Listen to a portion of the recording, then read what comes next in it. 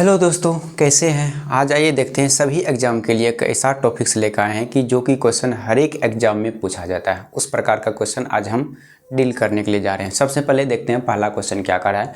पहला क्वेश्चन क्या कर रहा है कि 6⁴ into 6⁴ into 6⁴ dot dot infinity तक है। ये तो हमेशा याद रखिएगा।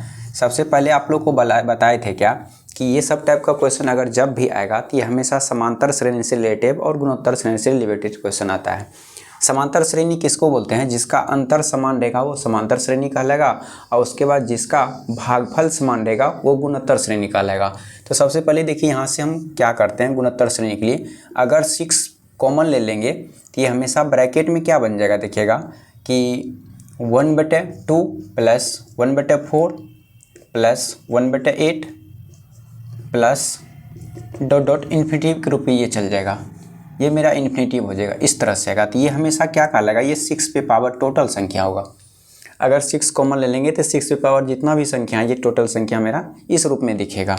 अब देखिए यहाँ पे अगर इसको हम लिख लेते हैं तो टोटल संख्या को एक रूप मान लेते हैं कि कोई कांस्टेंट संख्या है या तो r है। r बराबर कहते हैं 1/2 प्लस 1/4 प्लस 1/8 प्लस इन्फिनिटी तक चले जाएंगे।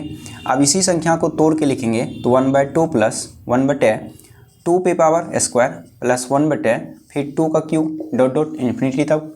तो यहाँ से हमेशा किसका सवाल आ गया, तो एपी का सवाल आ गया, यानी जीपी का सवाल आ गया।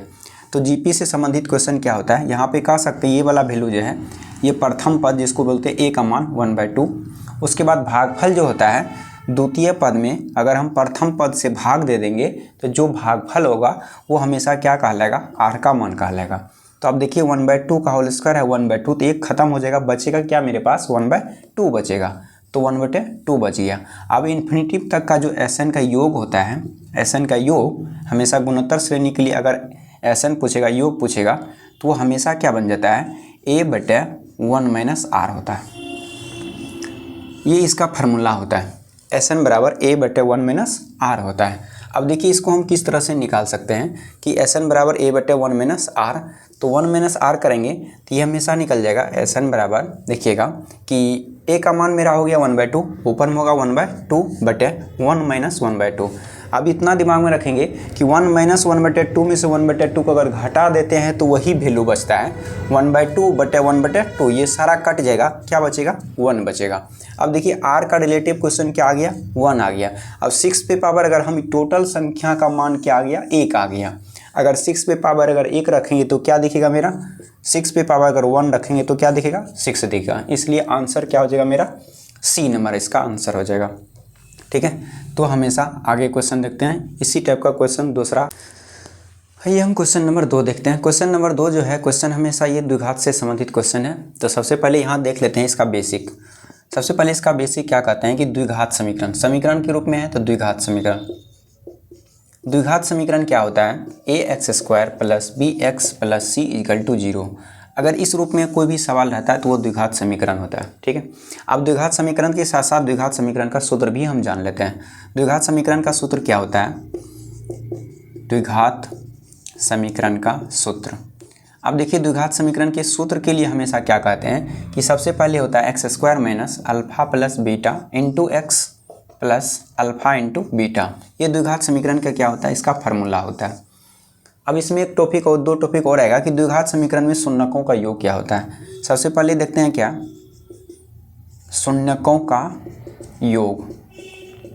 शून्यकों का योग का मतलब होता है अल्फा प्लस बीटा। अब अल्फा प्लस बीटा जो होता है वो -b/a होता है। अब इसी में एक और होता है क्या, शून्यकों का गुणनफल।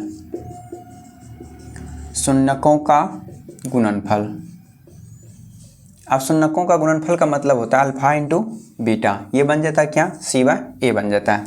अब ये मेरा बेसिक से रूप हो गया, यानी द्विघात समीकरण रहेगा तो ax² + bx + c = क्या बन जाएगा, 0।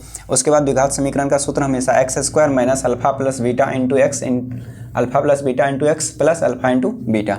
अब शून्यकों का योग पूछेगा तो अल्फा प्लस बीटा बराबर -b/a होता है, और शून्यकों का गुणनफल पूछेगा तो अल्फा × बीटा बराबर c/a होता है। ये हमेशा अगर फार्मूला याद रखेंगे तो इससे हम समीकरण को बना सकते हैं। इसी में एक होता है क्या, विवेचक।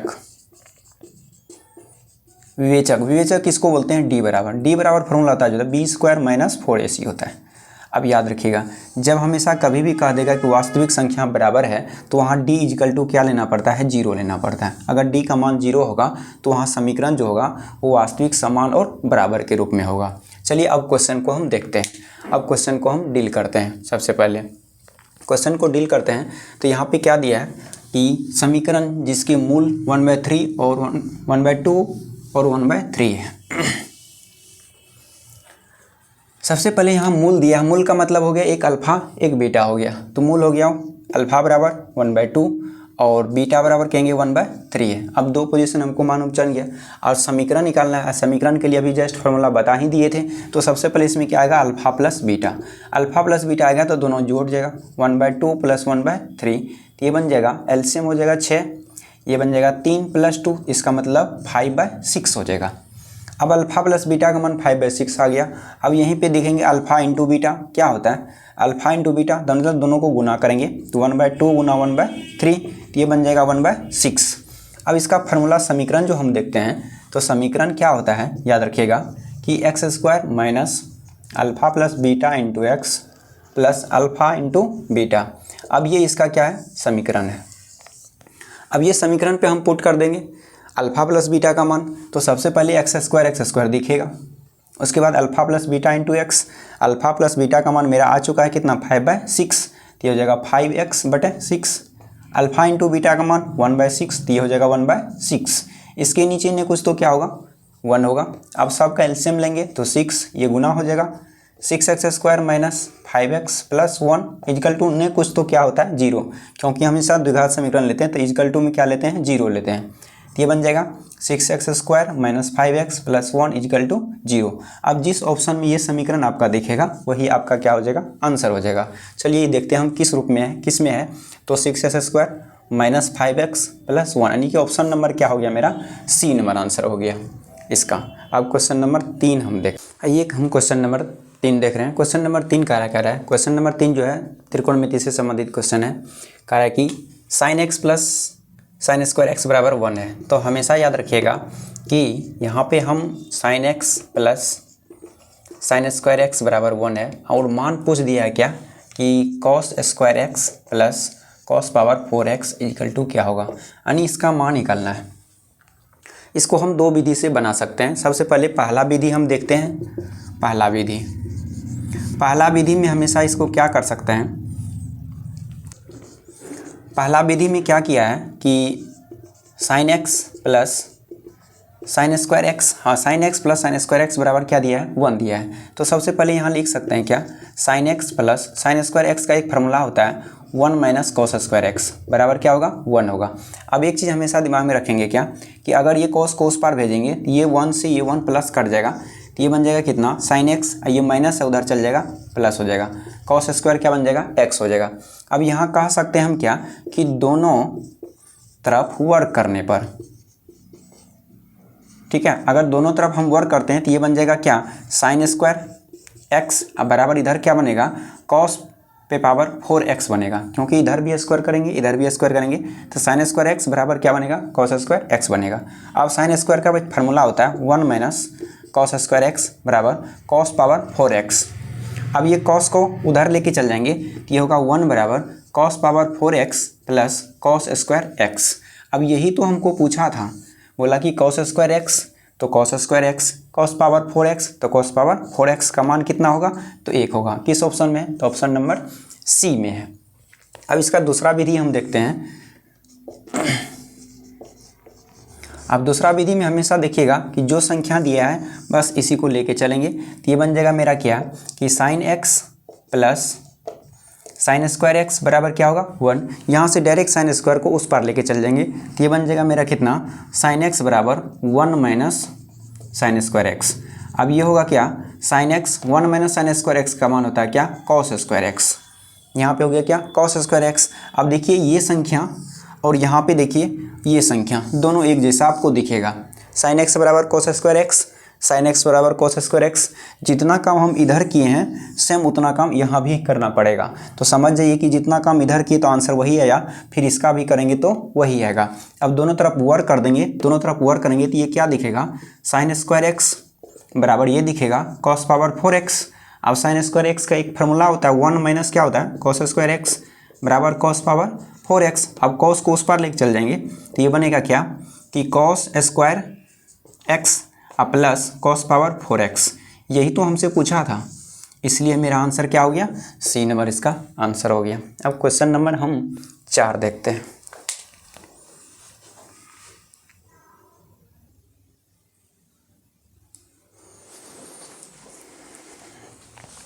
ये क्वेश्चन नंबर हम 4 देख रहे हैं। क्वेश्चन नंबर 4 क्या कर रहा है कि 5% की दर से 2 वर्ष के लिए 400 रुपया का चक्रवृद्धि ब्याज और साधारण ब्याज का अंतर क्या होगा। देखिए सबसे पहले इसका पहला विधि,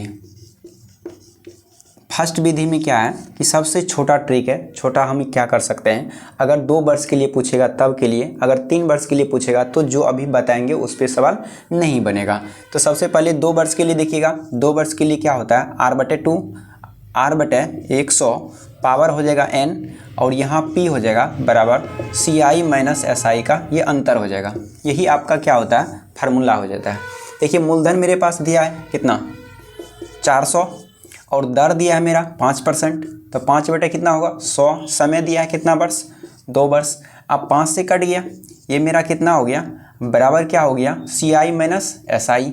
अब देखिए 400 गुना 5 से कट गया 20 बार में, तो स्क्वायर करेंगे तो कितना होगा 20 का स्क्वायर 400। अब ये कट गया बराबर क्या CI माइनस SI। अब का ये CI माइनस SI का मतलब कितना हो गया तो 1 रुपया। जिस ऑप्शन में आपका रहेगा वैल्यू उस ऑप्शन में आप दे सकते हैं।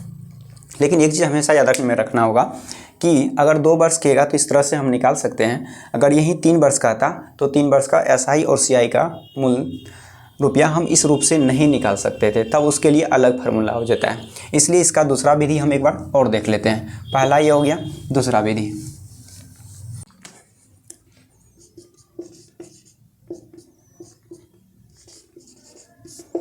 दूसरा विधि हमेशा इसमें क्या करेंगे, सबसे पहले दर का वैल्यू निकालेंगे। दर क्या है देखिएगा, दर 5% है तो 5% का वैल्यू कितना होता है 1/20 होता है। इसमें एक कहेंगे क्या मूलधन है, एगो क्या है मिश्रधन है। नीचे वाला वैल्यू जो होता है वो मूलधन होता है, ऊपर वाला वैल्यू जो होता है उसका ब्याज हो जाता है। तो देखिए 20 है तो 20 मूलधन हो गया, एक ब्याज है तो 20 में एक जोड़ देंगे तो 21 रुपया क्या बन जाएगा इसका मिश्रधन बन जाएगा। 2 वर्ष के लिए समय कहता है कितना वर्ष है 2 वर्ष है, 2 वर्ष के लिए तो 2 बार ले लेंगे 2 बार। अब ये बन जाएगा 20 का स्क्वायर करेंगे तो ये बनेगा 400 और ये बनेगा 441। अब देखिए दोनों का अंतर जो होगा वो CI कहलाएगा। ये दोनों का अंतर कितना होगा CI। अब दोनों का अंतर कितना हो गया 41 रुपया हो गया।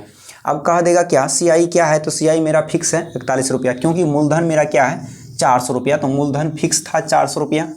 इससे आपका हमेशा 2 वर्ष के 3 वर्ष के 4 वर्ष के सारा नियम निकाल सकते हैं। तो मूलधन आपका 4 वर्ष फिक्स हो गया 400 रुपया, मिश्रधन आपका 441 हो गया, CI आपका 41 रुपया हो गया। अब यहाँ पे SI निकालिएगा, तो SI निकालने के लिए सबसे पहले क्या होता है आपके पास मालूम है ये मूलधन भी है समय भी है और दर है, तीनों संख्या गुना कर दीजिएगा तो SI निकल जाएगा। अब SI के लिए क्या करेंगे कि 400 मूलधन है, दर 5% है और समय 2 वर्ष है, बटे कितना हो जाएगा 100, 2 जीरो खत्म, ये होगा 20 दूना यानी कि 5 के 20 है, 20 दूना 40, ये बन जाएगा 40 रुपया। ये CI हो गया और ये CI हो गया और ये SI हो गया। दोनों का अंतर अगर करेंगे तो कितना रुपया होगा 1 रुपया हो जाएगा। यही आपका आंसर हो जाएगा ऑप्शन नंबर किस में A में।